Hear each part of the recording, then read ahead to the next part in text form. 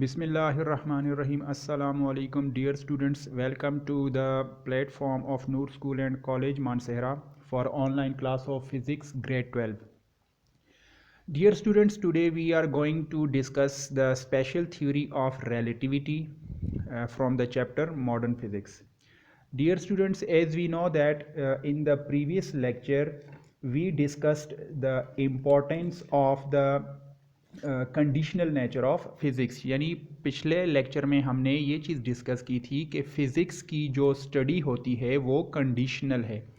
यानी हम फिज़िक्स में अब तक जो कुछ भी पढ़ते हैं, चाहे वो काइनेमेटिक्स हो या थर्मोडायनेमिक्स हो या गैस लॉज हों, तो वो कंडीशंस पे डिपेंड करते हैं।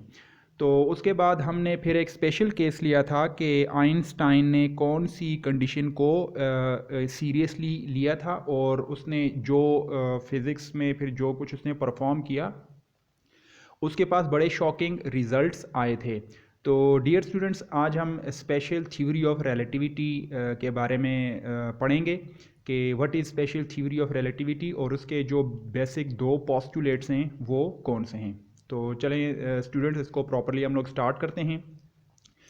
स्पेशल थ्योरी ऑफ रिलेटिविटी 1905 में एक जर्मन साइंटिस्ट था जिसका नाम था एल्बर्ट आइंस्टाइन। तो 1905 में जर्मन साइंटिस्ट एल्बर्ट आइंस्टाइन ने ये थ्योरी पेश की थी। ही proposed a theory which shows that the mass, length and time are not absolute and unchanged physical quantities. 1905 में एल्बर्ट आइंस्टाइन ने एक कंडीशन को अपने जहन में रखते हुए ये साबित किया था कि मैस, लेंथ और टाइम, जिसे हम लोग एब्सोल्यूट, अनचेंजिंग और जो है वो फंडामेंटल जो है वो कांस्टेंट्स हम लोग समझते हैं, तो आइंस्टाइन ने ये प्रूव किया था कि ये एब्सोल्यूट और कांस्टेंट यानी अनचेंज नहीं होते। ये डिपेंड किस पे करते हैं, यानी but they change at very high speed. जब हम बहुत ज़्यादा हाई स्पीड पे मूव करना शुरू कर जाते हैं तो हमारे लिए मैस, लेंथ और टाइम जो है वो डिफरेंट वैल्यूज़ बन जाती हैं, उनकी वैल्यूज़ चेंज हो जाती हैं। These effects are called mass increment, length contraction and time dilation. mass, length और time में जो फ़र्क आता है उसके मुताबिक मैस इंक्रीमेंट, इंक्रीमेंट का मतलब ज़्यादा, मैस ज़्यादा स्पीड पर इंक्रीज़ होता है, लेंथ कंट्रैक्शन और लेंथ जो है वो ज़्यादा हाई स्पीड पर कंट्रैक्ट होता है, कम होता है, सिकुड़ जाता है, लेंथ डिक्रीज़ हो जाती है। मैस इंक्रीज़ होना शुरू हो जाता है, लेंथ डिक्रीज़ होना शुरू हो जाती है और टाइम जो है वो स्लो डाउन होना शुरू हो जाता है। डायलेशन का मतलब स्लो डाउन। तो याद रखें, according to special theory of relativity, at very high speeds, बहुत ज़्यादा तेज़ रफ्तारी पर मैस इंक्रीज़ होता है, लेंथ डिक्रीज़ होती है और टाइम स्लो डाउन हो जाता है। ठीक है, इसको हम लोग कहते हैं the consequences of special theory of relativity. Okay dear students, special theory of relativity के जो दो बेसिक पोस्टुलेट्स हैं उनको डिस्कस करने से पहले मैं आपको एल्बर्ट आइंस्टाइन के बारे में कुछ इन्फॉर्मेशन, कुछ इंटरेस्टिंग चीज़ें बताना चाहता हूँ हिस्टोरिकली।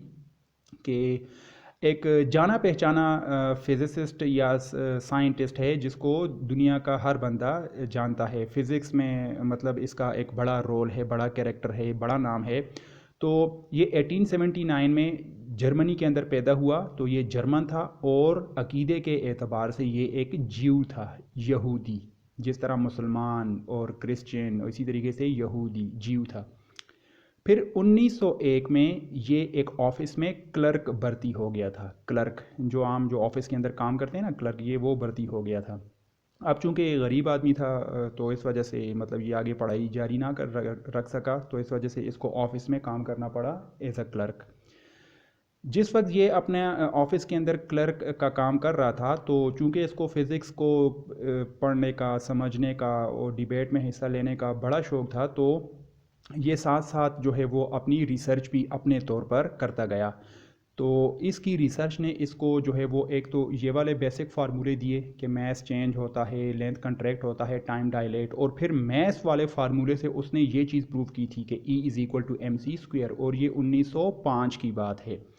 जब 1905 में इसने E=mc² का बहुत मशहूर फार्मूला, यानी हर बच्चे बच्चे को इस फार्मूले का पता है, ये फ़िज़िक्स का सबसे इम्पॉर्टेंट और बेसिक सबसे फेमस फार्मूला जाना जाता है।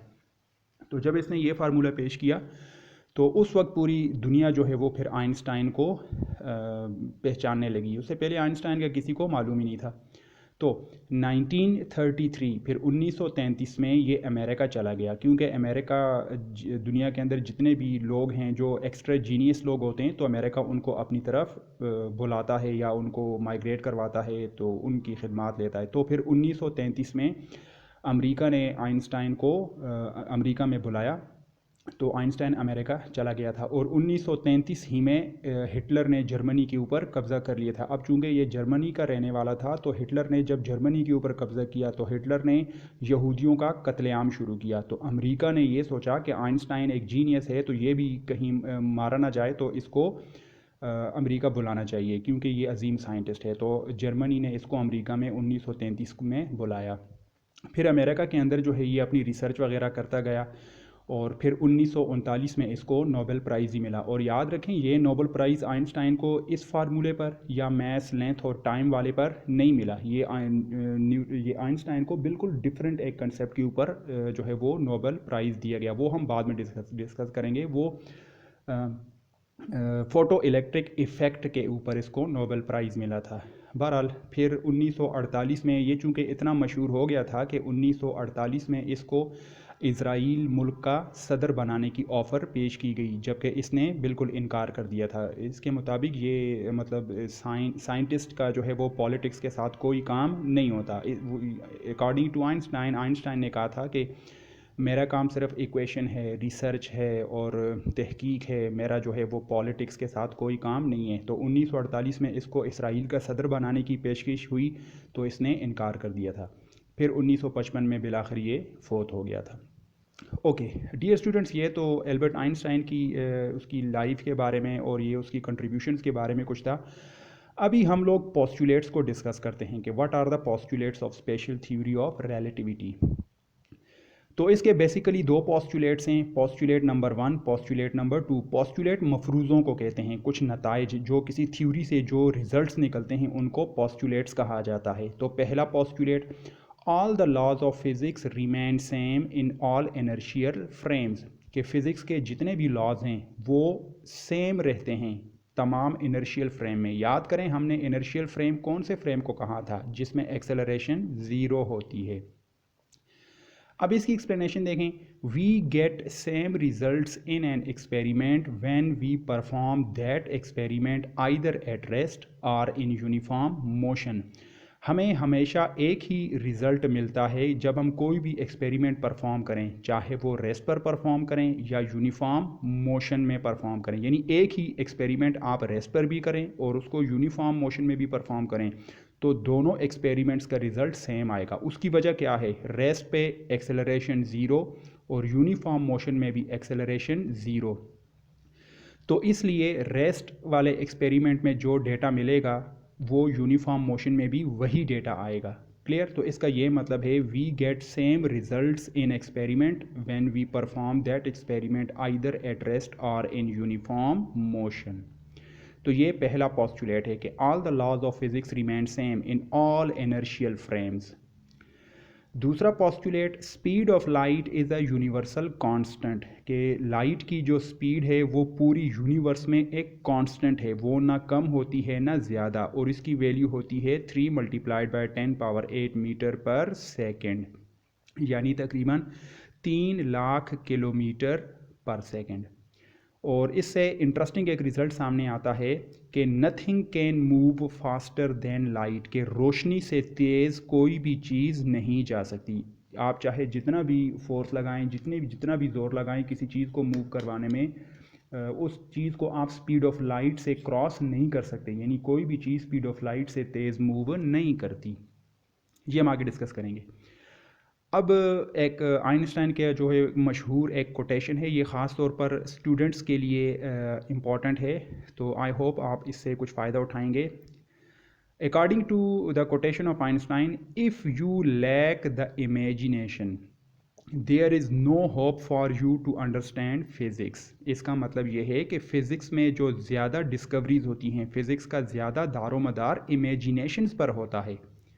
ठीक है, तो अगर किसी इंसान के अंदर इमेजिनेशन करने की या किसी चीज़ को, किसी फिनोमेना को इमेजिन करने की पावर कम है, लैक का मतलब कमी, अगर आप में इमेजिनेशन की पावर नहीं है या कमी है, तो फिर फिज़िक्स को समझने के लिए आपको कोई भी होप नहीं रखना चाहिए। तो डियर स्टूडेंट, याद रखें, फिज़िक्स हो या जितनी भी ये साइंसेज हैं, उनमें इमेजिनेशन मेन रोल प्ले करता है।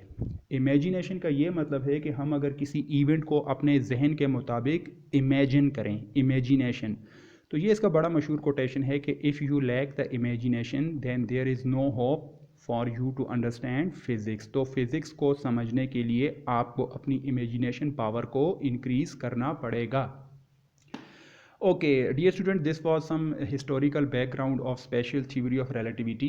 If you want to take the snapshot, please take it. I am going to change the slide. Okay. Now, अभी हम स्पेशल थ्योरी ऑफ रिलेटिविटी की कुछ इम्पॉर्टेंट जो है वो जो हमने तीन चीज़ें पढ़ी थी, मैस, इंक्रीमेंट, लेंथ, कंट्रैक्शन और टाइम डायलेशन, उसके ऊपर थोड़ा सा डिस्कस कर लेते हैं। देखें, special theory of relativity Einstein ने 1905 में दी थी, और आइंस्टाइन जो है वो फिज़िक्स था, वो जर्मन फिजिसिस्ट था, तो उसने ये पेश किया था। और इसका मेन आइडिया अगर आपके जहन में है तो फिर इसको आगे समझना आसान होगा। देखें, इसका मेन आइडिया यही है कि मैस, लेंथ और टाइम वो चेंज हो जाते हैं एट वेरी हाई स्पीड। बहुत हाई स्पीड पर जाएं तो मैस भी कांस्टेंट नहीं रहता, लेंथ भी कांस्टेंट नहीं होती, और टाइम भी हमारे पास कांस्टेंट नहीं आता। ये तीनों चीज़ें चेंज हो जाती हैं, और फिज़िक्स की हर फार्मूले में ये तीनों चीज़ें होती हैं। जब ये चीज़ें चेंज होंगी तो फिज़िक्स का हर फार्मूला चेंज हो जाएगा। तो हाई स्पीड का मतलब है v approaches to c। v हमारी वेलोसिटी होती है और c स्पीड ऑफ लाइट। जब हमारी वेलोसिटी स्पीड ऑफ लाइट को अप्रोच करेगी या तकरीबन बराबर होगी, तो ये मैस, लेंथ और टाइम जो है ये एब्सोल्यूट नहीं रहते, ये वेरिएबल हो जाते हैं, चेंज हो जाते हैं। तो इनमें सबसे पहले हम मैस की बात करते हैं। Number 1, mass increment. When our speed is comparable to speed of light. ये वही बात है कि जब हमारी स्पीड ऑफ लाइट के बराबर हो जाती है, उसको अप्रोच करती है, the mass we have increases for an observer who looks ours. कि हमारा मैस उस ऑब्जर्वर के लिए इंक्रीज हो जाता है जो हमें देखता है कि हम स्पीड ऑफ लाइट से मूव कर रहे हैं। ये देखें ज़रा, एक सिनेरियो देखें।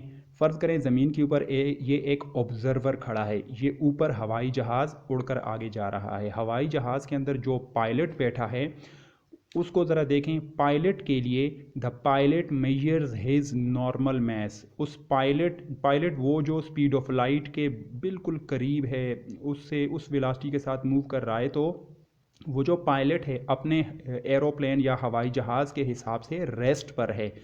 तो वो जो पायलट है उसको अपना मैस बिल्कुल नॉर्मल लगेगा कि 50 किलो, 60 किलो या 100 किलो। लेकिन वो ऑब्ज़र्वर जो ज़मीन से इस हवाई जहाज़ को उड़ता हुआ देख रहा है और जिसकी वेलोसिटी बहुत ज़्यादा है, बहुत ज़्यादा, यानी स्पीड ऑफ लाइट के कंपैटिबल है, उसके बिल्कुल बराबर है, तो इस बंदे के लिए इसका मैस बहुत ज़्यादा लगेगा। देखें, the observer measures increased mass of pilot. तो ये बड़ी अजीब बात है कि वो पायलट जो अंदर जहाज़ के बैठा हुआ है और जो इस स्पीड से मूव कर रहा है, उसे अपने मैस में कोई फ़र्क महसूस नहीं होगा। उसके लिए वो हवाई जहाज़ और वो पायलट दोनों चूँकि एक दूसरे के लिहाज से रेस्ट पर हैं, ये हवाई जहाज़ और पायलट किस बंदे के लिए मूव कर रहे हैं? इस ऑब्ज़र्वर के लिहाज से। इस ऑब्ज़र्वर के लिए ये दोनों उड़कर जा रहे हैं, लेकिन पायलट और हवाई जहाज़ एक दूसरे के लिहाज से रेस्ट पर हैं।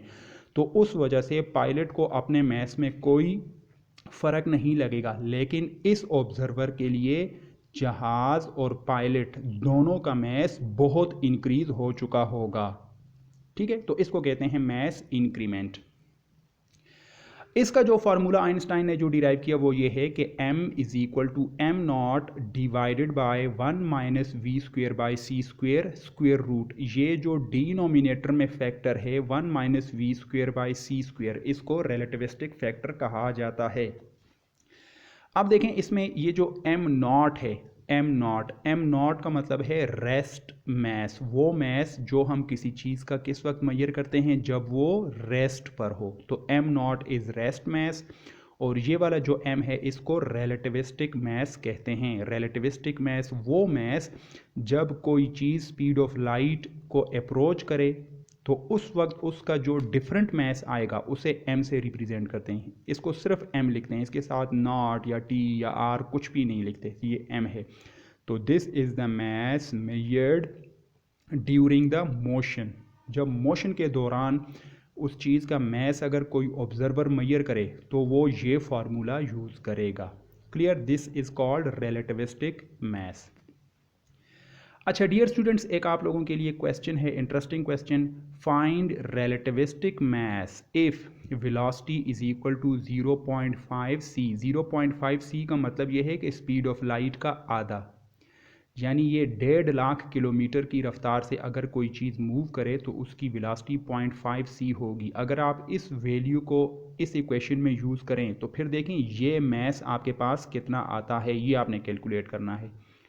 Similarly find relativistic mass if v is equal to c। अगर वेलोसिटी c के बराबर हो जाए, यानी कि दो हमने कंडीशन ली है ना, कि एक वेलोसिटी स्पीड ऑफ लाइट का आधा पुट करें और दूसरे केस में वेलोसिटी को c के एग्जैक्टली पुट करें। देखें जब v c के बराबर हो जाएगा तो ये दोनों टर्म्स कैंसिल हो जाएंगी, यहाँ पे 1 आएगा तो फिर 1 माइनस 1 0, 0 का स्क्वायर रूट 0। तो ये एम नॉट जो रेस्ट मैस होगा उसको 0 के साथ डिवाइड करें तो ये रिलेटिविस्टिक मैस फिर कितना बनेगा, इनफाइनाइट। ठीक है, ये एक मैंने आपको बता दिया है, दूसरा आप काइंडली खुद देख लें। Dear students, if you want to take snapshot please take it now. तो इसको कहते हैं मैस इंक्रीमेंट, यानी रिलेटिविस्टिक स्पीड के ऊपर मैस में क्या फ़र्क पड़ता है। Okay, now the length contraction. अभी आप देखें लेंथ कंट्रैक्शन में कि according to the special theory of relativity, length contraction की लॉजिक ये है कि लेंथ कंट्रैक्शन में the length of an object increases reduces in the direction of motion when that object moves with relativistic speed। किसी भी चीज़ की length जो है जिस डायरेक्शन में वो मूव कर रही है चीज़, तो उस डायरेक्शन में उसकी लेंथ डिक्रीज़ हो जाती है। रिड्यूस यानी डिक्रीज़ हो जाती है जब उस चीज़ की वेलोसिटी स्पीड ऑफ लाइट को अप्रोच करती है। यानी जैसे हमने कहा था ना कि मैस इंक्रीज़ हो जाता है तो लेंथ डिक्रीज़ होती है। अब इस पेन की एग्जांपल लें। फॉर एग्जांपल इस पेन की लेंथ यहाँ से लेकर यहाँ तक ये 1 मीटर है। रेस्ट पर इसकी लेंथ 1 मीटर है, लेकिन अगर मैं इस पेन को बहुत स्पीड से मूव करवाऊँ तो ड्यूरिंग द स्पीड जब इसकी मैं लेंथ को मेजर करूँगा तो वो मेरे पास 1 मीटर से कम मुझे महसूस होगा। यानी कि आप कह सकते हैं कि ये जो पेन है ये अपनी लेंथ के हिसाब से सुकड़ जाता है, कंट्रैक्ट हो जाता है। ठीक है, और ये उस डायरेक्शन में जिस डायरेक्शन में कोई चीज़ फ्लो कर रही होती है या उड़ रही होती है या मूव कर रही होती है। तो this is the formula of length contraction, L is equal to L nought 1 minus V square by C square square root. तो ये जो स्क्वेयर रूट वाला जो फैक्टर है 1 minus V square by C square, ये रिलेटिविस्टिक फैक्टर है। L nought जो है वो लेंथ मेजर्ड एट रेस्ट है, या रेस्ट लेंथ आप कह सकते हैं। तो ये L वो लेंथ है जिसको मेजर किया जाता है ड्यूरिंग द मोशन, इसको रिलेटिविस्टिक लेंथ कहते हैं। क्लियर? ओके, तीसरा है जी टाइम डायलेशन, वक्त का रुक जाना। The time slows down when a person or body moves with relativistic speed. तो कोई बॉडी जिस वक्त रिलेटिविस्टिक स्पीड यानी कि v approaches to c move करती है बहुत तेज़ रफ्तारी के साथ, तो उसके लिए टाइम स्लो डाउन हो जाता है। तो इसका जो फॉर्मूला है वो है t is equal to T nought over 1 minus V square by C square square root. ये जो स्क्वेयर रूट वाला फैक्टर है ये तो रिलेटिविस्टिक फैक्टर है। ये t वो टाइम है जिसको मोशन या मूवमेंट के दौरान मेजर किया जाता है, जबकि t नॉट वो टाइम है जो रेस्ट पर मेजर किया जाता है। ओके डियर स्टूडेंट्स, ये जो टाइम डायलेशन का जो फिनोमेना है इसको एक्सपेरिमेंटली कंफर्म भी किया गया है। एक इस तरह से कंफर्म किया गया है कि पाइमीज़ॉन नाम का एक जो है वो रेडियो एक्टिव पार्टिकल होता है, वो डीके होता है, अपने अंदर से कुछ गैमा रेडिएशंस इमिट करता है। तो pi meson particle decays into gamma ray in 5 nanosecond at rest, यानी पाइमीज़ान जब रेस्ट पर रखा गया एक लैब के अंदर, लेबॉरेटरी के अंदर, जब वो रेस्ट पर था तो उसको डीके होने में 5 नैनोसेकंड लगे, लेकिन पाइमीज़ॉन particle decays into gamma ray in 26 nanosecond when it is moved with relativistic speed। अब उसी पाइमीज़ान को एक एक्सपेरिमेंट में रिलेटिविस्टिक स्पीड पर मूव करवाया गया, यानी उसकी स्पीड जो है वो स्पीड ऑफ लाइट के 90% थी, यानी उसको स्पीड ऑफ लाइट के 90% स्पीड से मूव करवाया, यानी बहुत तेज़ मूव करवाया। इस दौरान जब इस स्पीड के ऊपर उसकी रेडियो एक्टिविटी को या डीके को देखा गया तो उस डीके ने कितना टाइम लिया, 26 नैनोसेकंड। नॉर्मल केस में वो कितना आ रहा था, 5 नैनोसेकंड। तो टाइम का फ़र्क आता है, देखें टाइम स्लो डाउन हो जाता है, उसको डीके करने में अब ज़्यादा टाइम लगता है, ठीक है। तो इसको कहते हैं टाइम डायलेशन। अब देखें एक और एग्जांपल है कि सैटेलाइट्स के बारे में हम जानते हैं कि ज़मीन के ऊपर जो सैटेलाइट्स हैं जो हमें जीपीएस सिस्टम प्रोवाइड करती हैं, आपके इंटरनेट की वेव्स, मोबाइल की वेव्स या सिग्नल्स, ये सैटेलाइट्स की वजह से हैं। तो satellites above earth move extremely fast.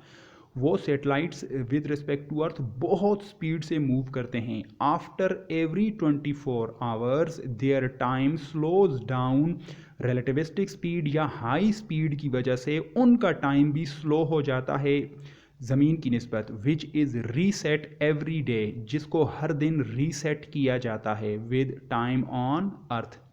ज़मीन के ऊपर 24 घंटे तो हमारे लिए गुजर जाते हैं, लेकिन जब हर दिन के बाद 24 घंटों के बाद उस सैटेलाइट के ऊपर टाइम देखा जाता है तो वो 24 घंटों से कुछ मिनट कम होते हैं।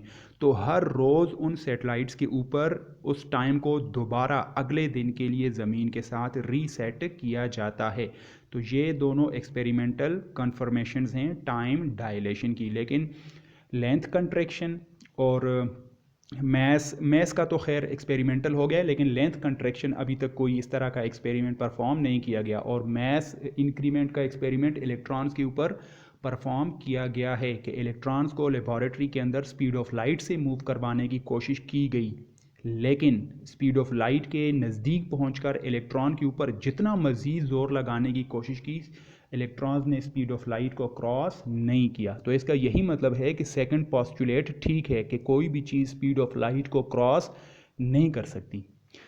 तो डियर स्टूडेंट्स, this was the special theory of relativity and its postulate and the consequences of special theory of relativity. I hope you might have understood it well. तो डियर स्टूडेंट्स प्लीज़ आप जो है वो अपने ये नोट्स बनाएं, यानी ये आप जो हैं वो प्रेजेंटेशन वाले पेपर के ऊपर आप इसको लाजमी बनाएं, क्योंकि इसी को अगले वीक में चेक किया जाएगा और इसी से आपका टेस्ट आएगा। Thank you very much.